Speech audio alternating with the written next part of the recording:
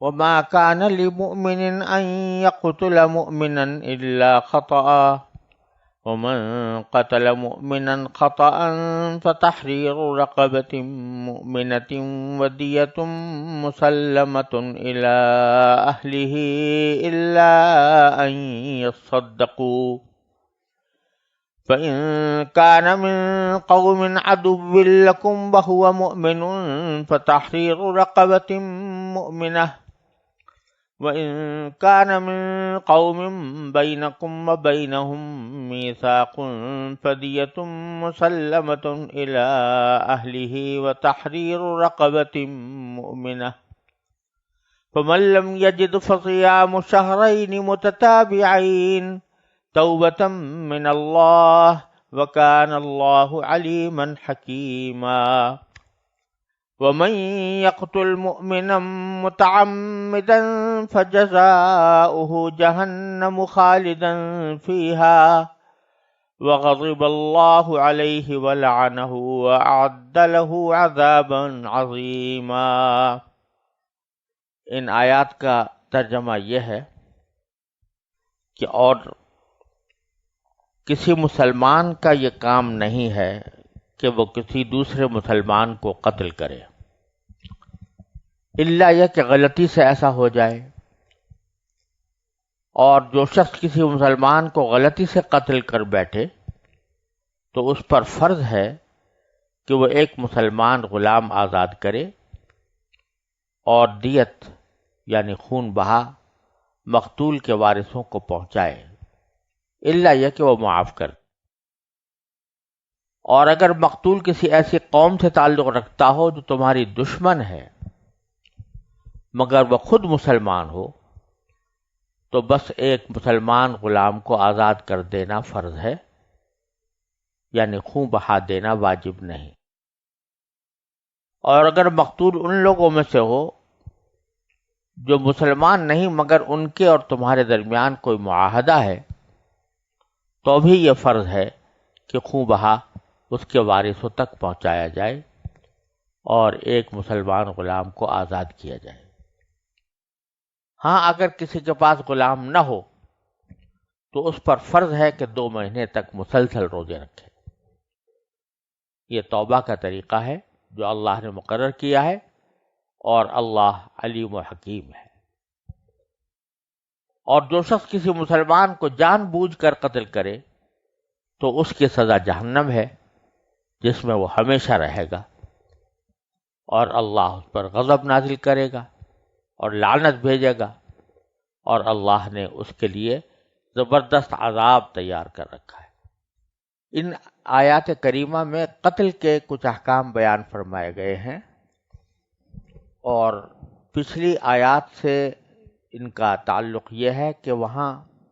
بھی جنگ کی حالات میں قتل و قتال کی باتیں ہوئی تھیں اور ان کے کچھ احکام دیے گئے تھے، تو اب جنگ کی حالات کے علاوہ اگر کوئی شخص کسی کو قتل کر دے تو اس کے کیا احکام ہوں گے وہ ان آیات میں بیان کیے گئے ہیں۔ یہاں پہلے یہ سمجھ لینا چاہیے کہ ایک شخص دوسرے کو قتل کرے تو اس میں 2 راستے ہوتے ہیں۔ ایک تو یہ کہ جان بوجھ کر قتل کرے،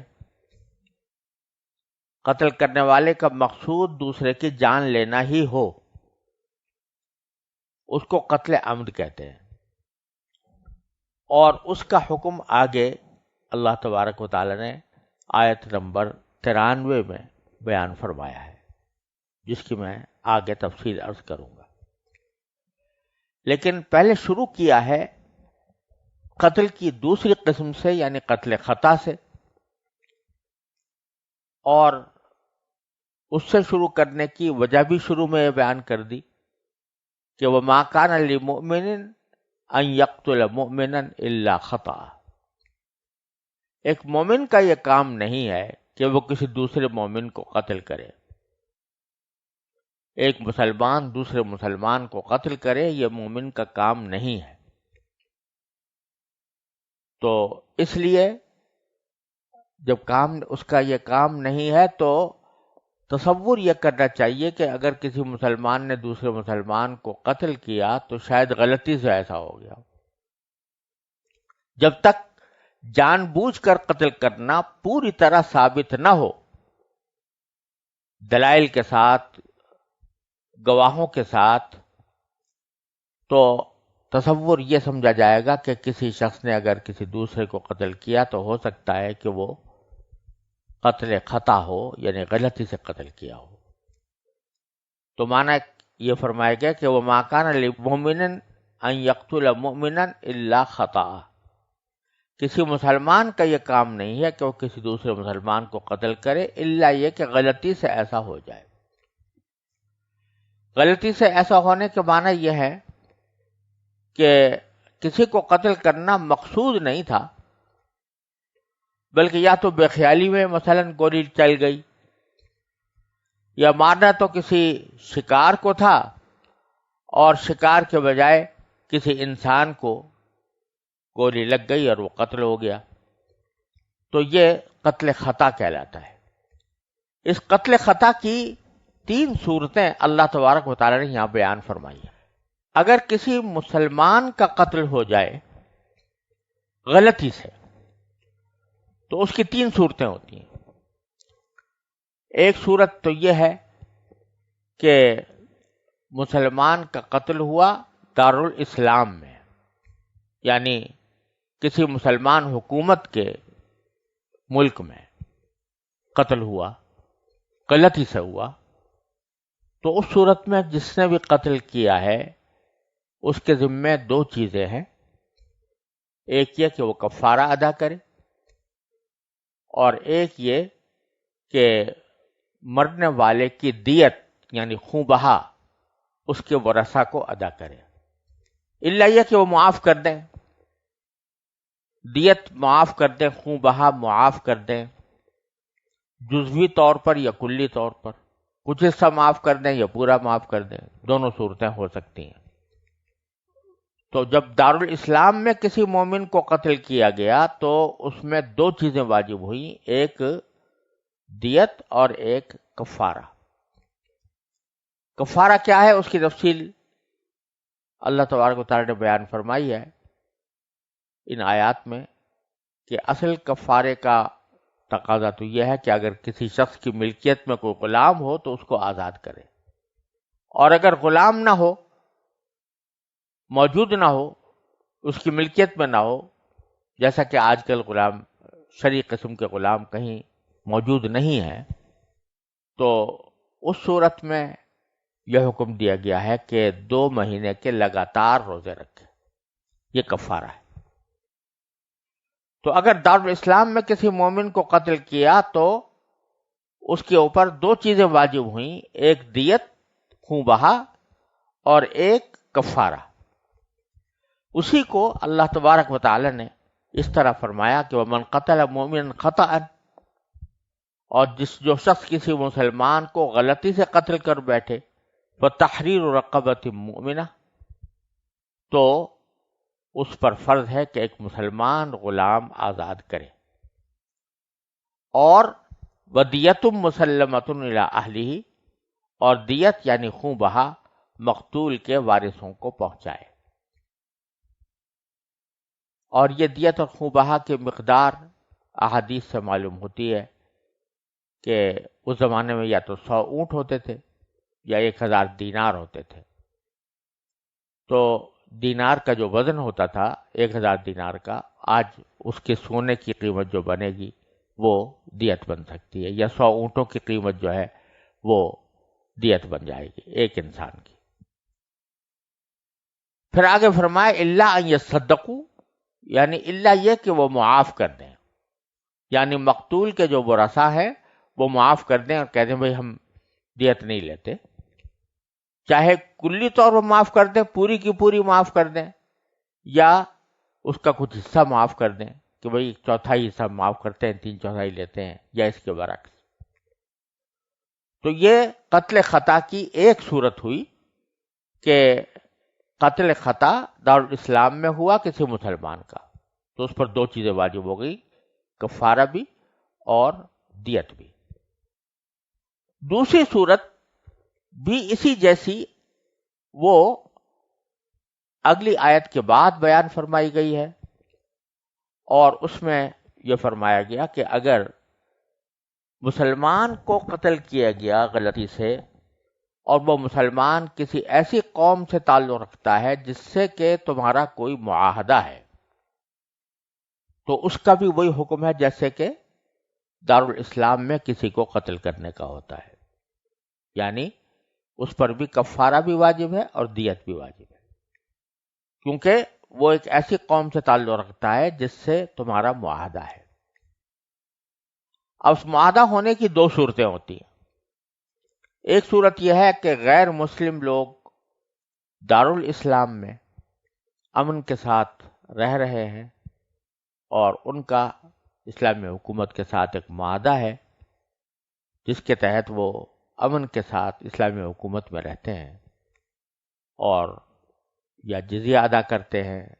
یا کوئی اور معاہدہ ان کے ساتھ جو ہے اس معاہدے کی پابندی کرتے ہیں، تو چاہے وہ مسلمان نہ ہو لیکن احکام کے اعتبار سے ان کو مسلمان جیسا سمجھا جاتا ہے، یعنی ان کے اوپر مسلمان جیسے احکام جاری ہوتے ہیں۔ تو جس طرح کسی مسلمان کو دارالاسلام میں اگر قتل کیا جائے خطأً تو دو چیزیں واجب ہوتی ہیں، ایک کفارہ اور ایک دیت، تو ان کو بھی ایسا ہی ہوگا کہ اگر کسی ذمی کو، یعنی کسی مسلمان حکومت کی کہ غیر مسلم شہری کو کوئی شخص قتل کر دے تو اس پر خطأً غلطی سے، تو اس کے اوپر بھی ایک کفارہ بھی واجب ہوگا اور دیت بھی آئے گی۔ اس کو اللہ تبارک و تعالی نے آیت نمبر 92 میں بیان فرمایا ہے، اور اس میں یہ فرمایا کہ وَإِن كَانَ مِن قَوْمٍ بَيْنَكُمْ وَبَيْنَهُمْ مِيثَاقٌ، اگر وہ مقتول شخص کسی ایسی قوم سے تعلق رکھتا ہو جس کے ساتھ تمہارا کوئی معاہدہ ہے، تو بھی یہی حکم ہے کہ دیت مسلمۃ الی اہلہ، یہ فرض ہے کہ خون بہا اس کے وارثوں تک پہنچایا جائے، وتحریر رقبۃ مومنہ، اور ایک مسلمان غلام کو آزاد کیا جائے۔ فمن لم یجد، اگر کسی کے پاس غلام نہ ہو تو اس پر فرض ہے کہ فصیام شہرین متتابعین، کہ 2 مہینے تک مسلسل روزے رکھے۔ توبۃ من اللہ، یہ توبہ کا طریقہ ہے جو اللہ نے مقرر کیا ہے۔ وکان اللہ علیما حکیما، اور اللہ علیم اور حکیم ہے، علم میں بھی کامل ہے اور حکمت میں بھی کامل ہے۔ تیسری صورت قتل خطا کی یہ ہے کہ جو شخص خطأً غلطی سے قتل ہوا وہ کسی دارالحرب میں رہتا، یعنی ایسی غیر مسلم حکومت میں جس سے مسلمانوں کا کوئی معاہدہ نہیں ہے، جنگ بندی کا کوئی معاہدہ نہیں ہے، اس حکومت کے تحت کوئی شخص رہتا تھا، مسلمان تھا، اور کسی شخص سے غلطی سے قتل ہو گیا کہ گولی غلط چل گئی، یا مارنا کسی اور کو، شکار کو مقصود تھا اور غلطی سے گولی اس مسلمان کو لگ گئی، تو اس صورت کا حکم قرآن کریم نے بیان فرمایا کہ صرف کفارہ دینا ہوگا اور دیت واجب نہیں ہوگی، کیونکہ وہ اگرچہ مسلمان ہے لیکن دارالحرب میں رہتا ہے، تو اس کے اوپر اسلامی احکام جاری نہیں کیے جا سکتے پوری طرح، تو اس کے لیے صرف حکم ہے کہ وہ قاتل کفارہ ادا کرے، اور دیت واجب نہیں ہے۔ تو اس کو ان الفاظ میں اللہ تبارک و تعالی نے تعبیر فرمایا، فَإِن كَانَ مِن قَوْمٍ عَدُوٍّ لَكُمْ وَهُوَ مُؤْمِنٌ، کہ اگر مقتول کسی ایسی قوم سے تعلق رکھتا ہو تمہاری دشمن ہے مگر وہ خود مسلمان ہو، یعنی مقتول مسلمان ہو، فَتَحْرِيرُ رَقَبَةٍ مُؤْمِنَةٍ، تو بس ایک مسلمان غلام کو آزاد کر دینا فرض ہے، یعنی خون بہا دینا واجب نہیں ہے۔ یہ ساری تینوں قسمیں قتل خطا کی اللہ تعالی نے بیان فرمائی، جس میں کوئی شخص دوسرے کو غلطی سے قتل کر دے۔ پھر آخر میں آیت نمبر 93 میں اللہ تبارک و تعالی نے قتل عمد کی وعید بیان فرمائی ہے. یہ فرمایا کہ وَمَن يَقْتُلْ مُؤْمِنًا مُتَعَمِّدًا، اور جو شخص کسی مسلمان کو جان بوجھ کر قتل کرے فَجَزَاؤُهُ جہنم، تو اس کی سزا جہنم ہے، خالداً فیہا، جس میں وہ ہمیشہ رہے گا، وغضب اللہ علیہ، اور اللہ اس پر غضب نازل کرے گا، ولعنہ، اور اس پر لعنت بھیجے گا، وأعد له عذابا عظیما، اور اللہ نے اس کے لیے زبردست عذاب تیار کر رکھا ہے. یہاں اس آیت کریمہ میں جان بوجھ کر قتل کرنے والے کی اخروی سزا بیان فرمائی گئی ہے، یعنی آخرت میں اس کا انجام بہت برا ہوگا، جہنم اس کا ٹھکانہ ہوگا، ہمیشہ اس میں رہے گا،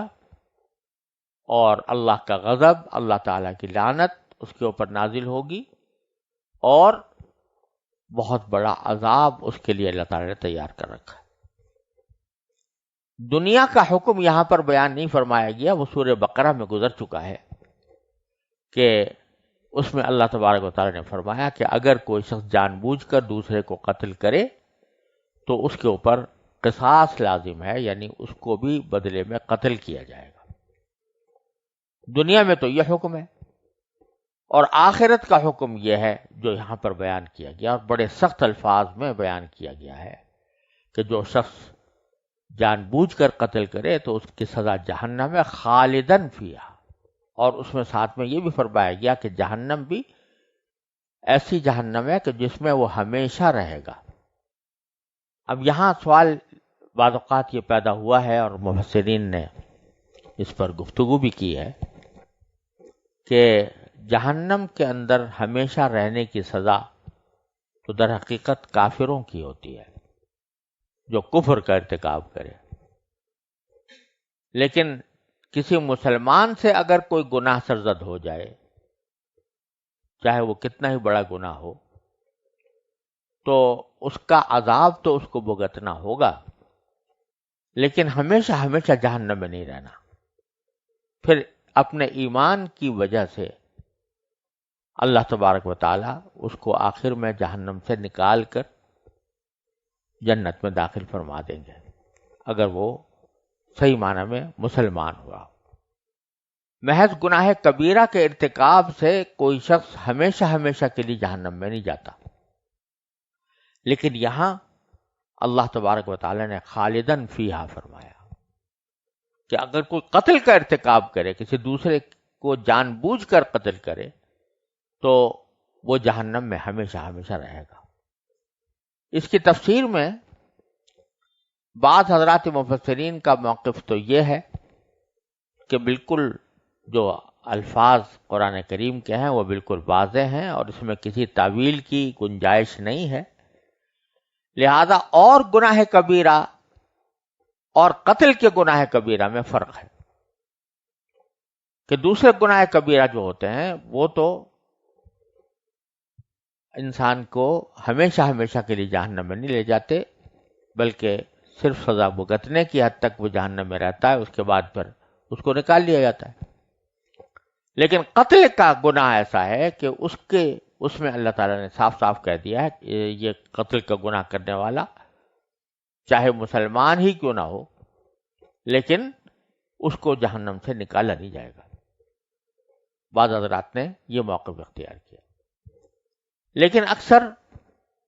علماء اور فقہا اور مفسرین کا کہنا یہ ہے کہ یہاں پر جو خالداً فیہا فرمایا گیا ہے کہ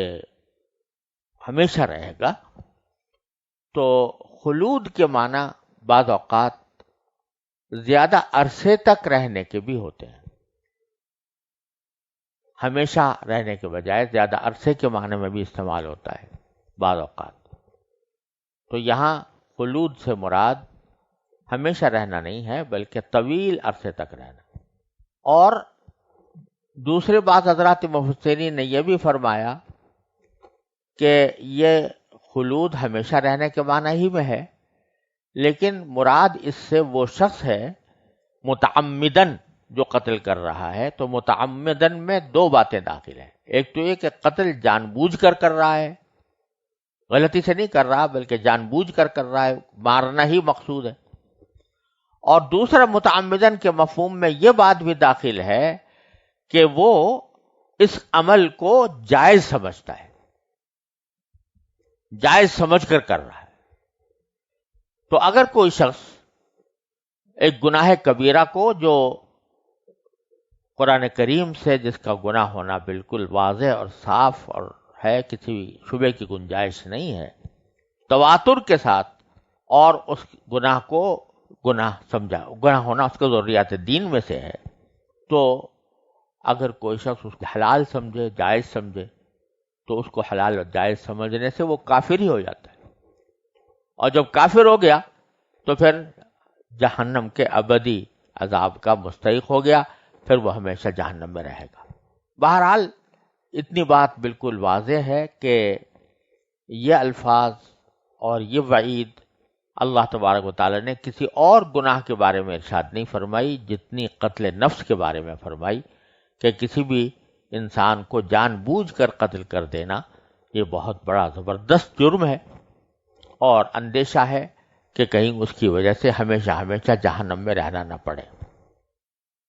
یہاں یہ بات بھی ذکر کر دینے مناسب ہے کہ یہ دو قسمیں تو قرآن کریم نے یہاں بیان فرمائی ہیں قتل کی، قتل خطا اور دوسرے قتل عمد. ایک تیسری قسم حدیث سے معلوم ہوئی ہے جو رسول کریم صلی اللہ علیہ وسلم نے بیان فرمائی ہے، اس کو شبہ العمد کہتے ہیں. شبہ العمد کے معنی یہ ہے کہ اگرچہ مارنا تو مقصود نہیں تھا، لیکن کوئی آلہ ایسا استعمال کیا گیا، کوئی ذریعہ ایسا استعمال کیا گیا جس سے عام طور سے قتل نہیں ہوتا لیکن واقعتاً قتل ہو گیا. جیسے مثلا اگر کوئی شخص کسی پر گولی چلائے تو یہ گولی چلانے سے تو قتل ہو ہی جاتا ہے، تو اس کے بارے میں کوئی شبہ نہیں ہو سکتا کہ اس نے قتل کرنے کا ارادہ نہیں کیا تھا،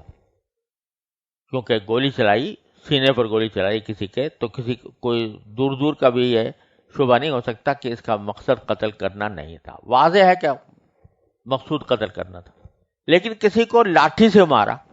تو لاٹھی کوئی ایسی چیز نہیں ہے کہ جو قتل کر دیتی ہو عام حالات میں، لیکن اس نے قتل کر دیا، لاٹھی کے ذریعے اس کی موت واقع ہو گئی، تو یہ شبہ العمد کہلاتا ہے. اور شبہ العمد کا حکم بھی حدیث میں بیان فرمایا گیا ہے کہ اس صورت میں دیت آتی ہے جیسا کہ قتل خطا میں آتی ہے، اور دیت مغلظہ ہوتی ہے، اور اللہ تبارک و تعالیٰ کی طرف سے اس عمل کے اندر بھی گناہ ہے، کیونکہ اس نے اگرچہ آلہ قتل کرنے والا استعمال نہیں کیا لیکن اس سے قتل ہو گیا. بہرحال اقدام اس نے ضرور کیا اور اس کو مارنے پیٹنے کا اقدام کیا، لہذا اس کا گناہ بھی ہے اور ساتھ ساتھ اس کے اندر دیت بھی واجب.